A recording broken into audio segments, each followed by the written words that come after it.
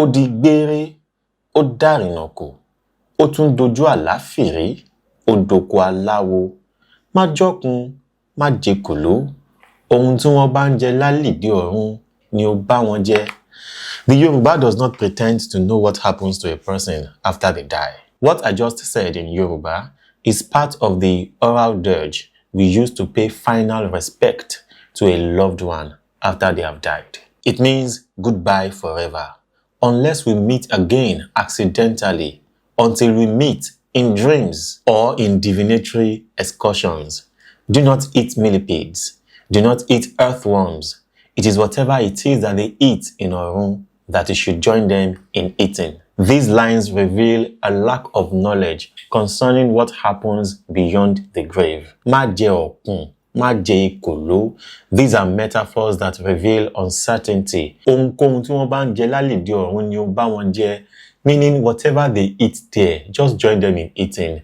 That is, however they live, make sure you fit in and not be an outcast, because we don't have the details, so we can't be specific. That is why Oru is used as a metaphor for life after death. Oru, the dead of the night, the part of the daily cycle that leaves you in the dark. The Yoruba simply say, we don't know what happens to a person after they die. And that is evidence of the sincerity of our forebears. We don't know. Nobody knows. Anything anybody has told you about life after death is belief, not knowledge. He does not know. He cannot know.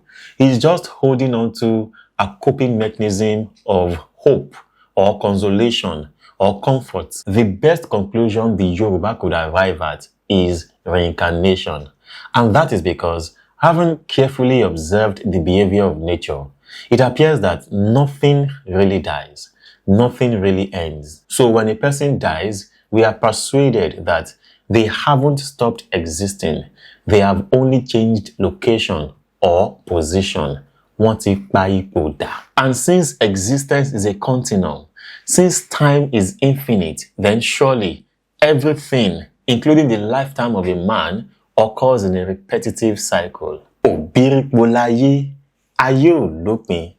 that is as far as it gets.